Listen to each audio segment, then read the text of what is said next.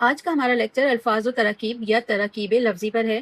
اکثر پیپر میں آ جاتا ہے کہ دیے گئے عبارت میں سے الفاظ و تراکیب کو الگ کیجیے، علیحدہ کیجیے، یا پھر دیے گئے الفاظ و تراکیب کو اپنے جملوں میں استعمال کیجیے، یا پھر دیے گئے الفاظ و تراکیب کے معنی تحریر کیجیے۔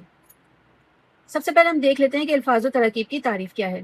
الفاظ و تراکیب کے معنی: الفاظ کی بناوٹ، جوڑ یا ساخت۔ الفاظ و تراکیب کی تعریف یہ ہے کہ دو یا دو سے زائد الفاظ کو گرامر کے اصولوں کے تحت اس طرح ملا کر لکھنا یا بولنا کہ وہ ایک نیا اور گہرا مفہوم پیدا کریں۔ مفہوم مینس کے مطلب پیدا کریں، معنی پیدا کریں۔ اس کے دو اقسام ہیں۔ پہلا ہے ترکیبی اضافت، مرکب اضافی۔ دوسرا ہے ترکیبی عطف، مرکب عطفی۔ اب ہم دیکھ لیتے ہیں کہ ترکیبی اضافت کیا ہے۔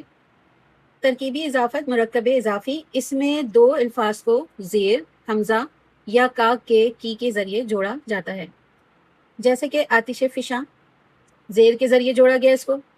درد کی دوا، کی کے ذریعے جوڑا گیا۔ دیدہ ور، حمزہ کے ذریعے جوڑا گیا۔